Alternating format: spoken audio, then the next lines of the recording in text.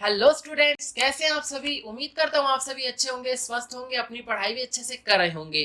Welcome to the pod concept. My name is Tushar. Students, आज हम करेंगे क्लास 10 की मैथ्स के चैप्टर नंबर 2 पॉलिनोमियल्स की एक्सरसाइज 2.3 का लास्ट क्वेश्चन। देखा जाए तो ये हमारे चैप्टर का भी लास्ट क्वेश्चन है, क्योंकि इसमें एक ही एक्सरसाइज बचती है 2.4, जो कि एग्जाम पॉइंट ऑफ व्यू से देखे तो इम्पोर्टेंट नहीं है। तो उसको हम बाद में देख लेंगे, अगर जरूरत पड़ी तो मैं आपको वो भी करवा दूंगा। लेकिन अभी क्या हमारा ये लास्ट क्वेश्चन है एक्सरसाइज 2.3 का, इसे ध्यान से समझ लीजिए, काफी इंपॉर्टेंट क्वेश्चन है। हमारा क्वेश्चन नंबर 5 है, give examples of polynomials px gx qx and rx।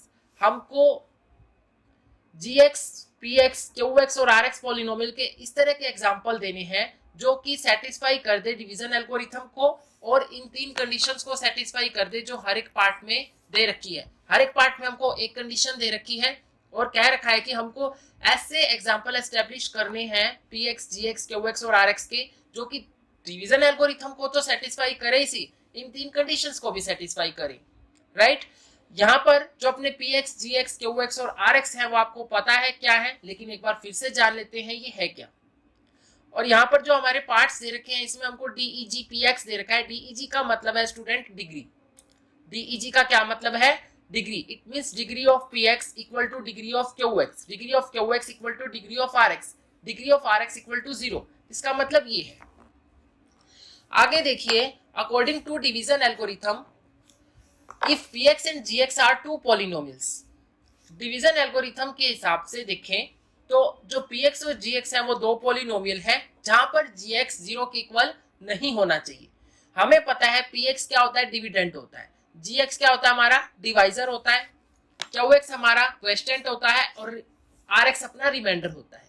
Right, अब यहाँ पर gx 0 के इक्वल इसीलिए नहीं होना चाहिए क्योंकि gx हमारा डिवाइजर है और हम इसी से डिविडेंट को डिवाइड करते हैं।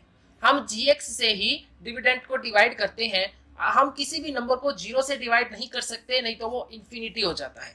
इसीलिए यहाँ पर gx नॉट इक्वल टू 0 है। इसका मतलब क्या है, एग्जांपल से समझिए। जैसे मैंने कहा कि x स्क्वेयर प्लस 1 को डिवाइड करना है x से, तो हम इसको यही कहेंगे ना कि x स्क्वेयर प्लस 1 बाय में x इससे डिवाइड हो रहा है। अगर हमें पता है कि जो हमारा x है वो क्या है, gx है, वो हमारा क्या है, डिवाइजर है। अगर ये 0 हो जाए तो इसका मतलब तो ये हो गया ना x स्क्वेयर प्लस 1 बाय 0, और इसका मतलब होता है कि किसी के भी बाय में 0 आ जाए तो वो चीज इन्फिनिटी है, क्योंकि अभी तक हम किसी भी नंबर को 0 से डिवाइड नहीं कर सकते। ठीक है, आगे देखिए, हमारे को फॉर्मूला पता है।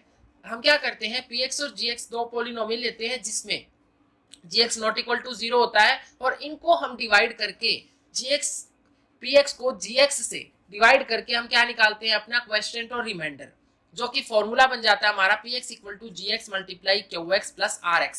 इसका मतलब है डिविडेंट किसके इक्वल होता है, divisor multiply question plus remainder के। अब ये फॉर्मूला हमने इस एक्सरसाइज में यूज किया है और पिछली में भी किया है, तो आपको अब तक याद हो जाना चाहिए।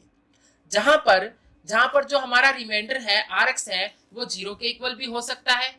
ठीक है, कई क्वेश्चंस में आया था हमारा रिमाइंडर 0 बच गया था, और कहीं जगह पर जो rx बचता है उसमें क्या रहता है, जो उसकी डिग्री होती है ना वो gx से छोटी होती है। रिमाइंडर की डिग्री हमेशा डिवाइजर की डिग्री से छोटी बचती है। तभी मैं कहता था कि अगर रिमाइंडर की पावर, जो हमारे वेरिएबल की पावर है, अगर डिवाइजर से छोटी हो जाए तो हम डिवाइड करना बंद कर देंगे और वही हमारा रिमाइंडर हो जाएगा। और डिग्री क्या है, degree of the polynomial is the highest power of the variable in the polynomial. Degree of the polynomial क्या होती है, जो अपनी हाईएस्ट पावर होती है पॉलिनोमियल के वेरिएबल की, वही अपनी डिग्री ऑफ द पॉलिनोमियल होती है। कोई भी पॉलिनोमियल है उसमें जो उसकी हाईएस्ट पावर है वही उसकी डिग्री होती है। राइट, आगे बढ़ते हैं अपने फर्स्ट पार्ट की तरफ। फर्स्ट पार्ट में हमको क्या कहता है, degree of px equal to degree of qx। जो px की डिग्री है, ऐसा एग्जांपल दो जहां पर जो px की डिग्री है वो qx की डिग्री के इक्वल हो जाए। ऐसा कब होता है वो देखिए। डिग्री ऑफ डिविडेंट, px हमारा डिविडेंट है, is equal to degree of question, qx हमारा क्या है, question. Only when divisor is constant term, जब हमारा डिवाइजर मतलब gx कांस्टेंट हो। यहाँ पर डिवाइजर क्या है हमारा, gx है। जो अपने px की डिग्री अपने क्वेश्चन की मतलब qx की डिग्री के इक्वल तब आ जाती है जब अपना डिवाइजर कांस्टेंट हो जाए, जब अपना डिवाइजर कांस्टेंट हो। इसको समझने के लिए एक एग्जांपल ले लेते हैं। यहाँ पर हमने एक px ले लिया, मतलब डिविडेंट ले लिया 3x square plus 3x plus 3, right. अब ये एक पॉलिनोमियल है जिसको हम डिवाइड करेंगे gx से, जो कि क्या है 3। 3 क्या है, कांस्टेंट टर्म है, इसकी डिग्री 0 होती है। हमेशा याद रखना, कांस्टेंट टर्म की कभी भी डिग्री पूछ ली जाए तो कभी भी 1 मत बताना, 0 बताना। कभी आप सोचे कि 3 अकेला है तो इसकी पावर 1 है तो इसकी हम डिग्री 1 बता देते हैं, नहीं। 3 के साथ कोई भी वेरिएबल नहीं है तो इसका मतलब इसकी डिग्री 0 है, राइट। डिग्री का कनेक्शन हमेशा वेरिएबल के साथ होता है, कांस्टेंट टर्म के साथ नहीं होता। कांस्टेंट टर्म की डिग्री हमेशा 0 रहती है। अब हमने एक जो एग्जांपल ये से हम सॉल्व भी कर लेते हैं। 3x square plus 3x plus 3 bye में 3 करेंगे, इसको डिवाइड करेंगे तो हमारा आएगा x square plus x plus 1, जो कि अपना क्या है, क्वेश्चन आएगा। अब ये कैसे आया ये देख लीजिए। यहाँ पर 3x square plus 3x plus 3 है, यहाँ पर देखिए तो 3 कॉमन आ रहा है और ब्रैकेट में क्या बचेगा, x square plus x plus 1। By में क्या है, बाय में क्या है 3। अब 3 से 3 कैंसिल आउट हो गया, बच कितना गया हमारा x square plus x plus 1।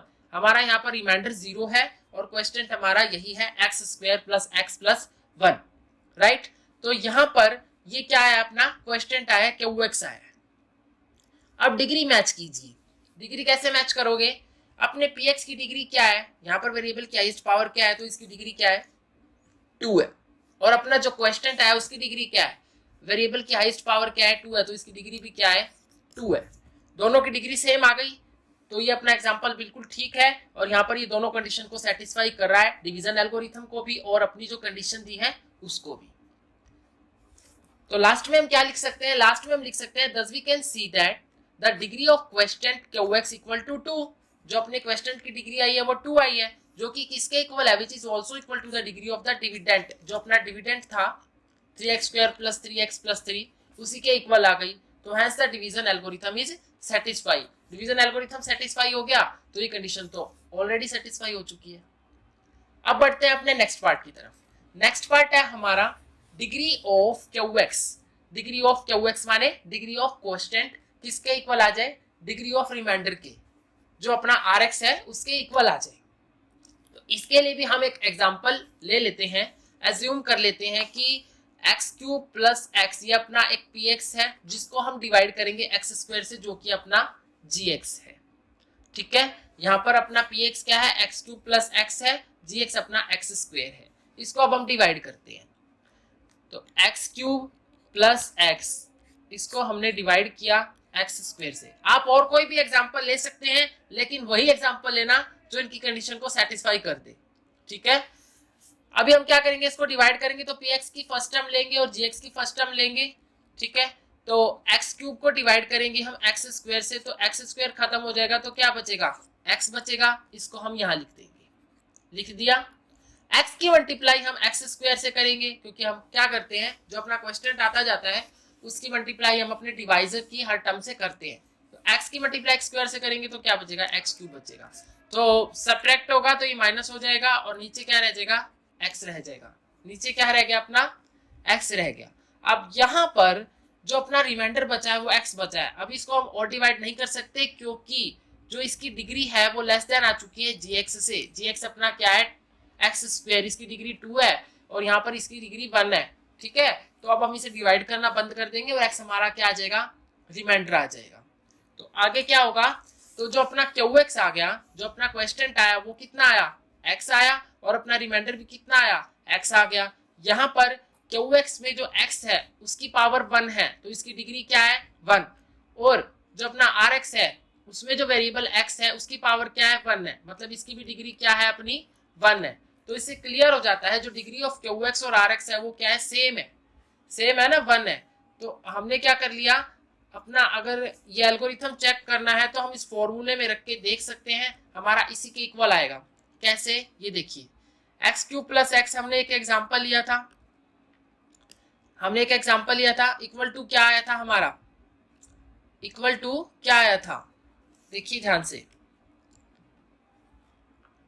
हमारा इक्वल टू आया था क्वेश्चन x और हमारा x स्क्वायर क्या होता है, gx क्या था हमारा डिवाइजर, हमने x स्क्वायर से डिवाइड किया था ना, तो x square multiply Q x कितना आया था हमारा एक्स, और प्लस में रिमाइंडर कितना था एक्स। तो इसको हम सॉल्व करेंगे, एक्स स्क्वायर की मल्टीप्लाई एक्स से करेंगे तो एक्स क्यूब आएगा, प्लस में क्या है एक्स, तो यही आ रहा है ना। तो अपना ये डिवीजन एल्गोरिथम भी चेक हो गया। तो इसका मतलब ये इन दोनों की कंडीशन को सेटिस्फाई कर रहा है। ये जो हमने एग्जांपल लिया है, एक तो डिवीजन एल्गोरिथम सही आ गया, और अपनी जो ऊपर कंडीशन थी degree q x equal to degree r x, ये भी सेटिस्फाई हो गई। राइट, आई होप आपको ये क्वेश्चन अच्छे से समझ आ गए होंगे दोनों के दोनों। इसका लास्ट पार्ट बचा है, वो भी देख लेते हैं। लास्ट पार्ट में है डिग्री ऑफ आर एक्स, मतलब degree of remainder equal to 0। ऐसा कब होता है, जब रिमाइंडर की डिग्री 0 बच जाए। इसका सिर्फ एक ही फंडा है स्टूडेंट, ये चीज याद रख लो। अगर किसी भी वक्त आपको बोल दिया जाए कि इसकी डिग्री 0 है, तो वहां पर समझ लीजिए वहां कांस्टेंट टर्म है। मैंने अभी बताया ना कि सिर्फ कांस्टेंट टर्म की ही डिग्री 0 होती है, सिर्फ कांस्टेंट टर्म की डिग्री 0 होती है। अगर कोई वेरिएबल है उसकी कुछ ना कुछ डिग्री जरूर होगी, चाहे वो 1 ही क्यों ना हो। तो अपना यहाँ पर समझ लीजिए, जो डिग्री ऑफ रिमाइंडर 0 तभी होगी only when the remainder left after division algorithm is constant.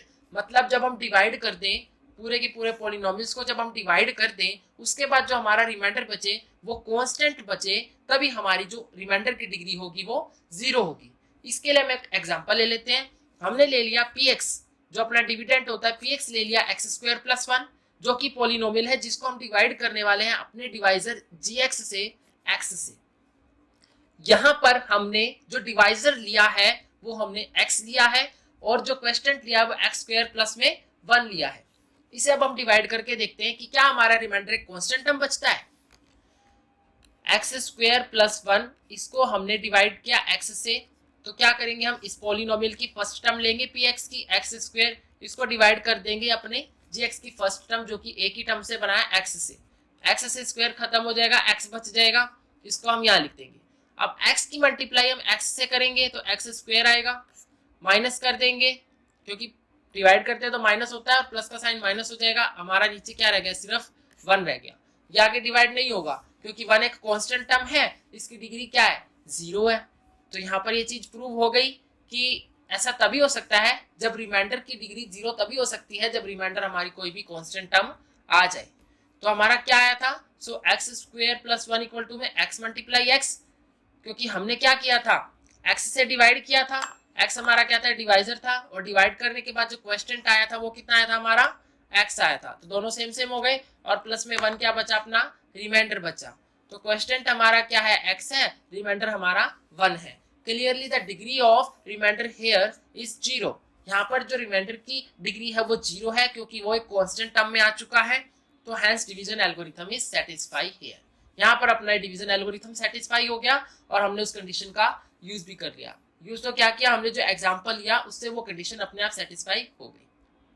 Right student, काफी इजी क्वेश्चन है। इस तरह का जो क्वेश्चन है ना स्टूडेंट, वो बेसिकली एमसीक्यूज में पूछ लिया जाता है।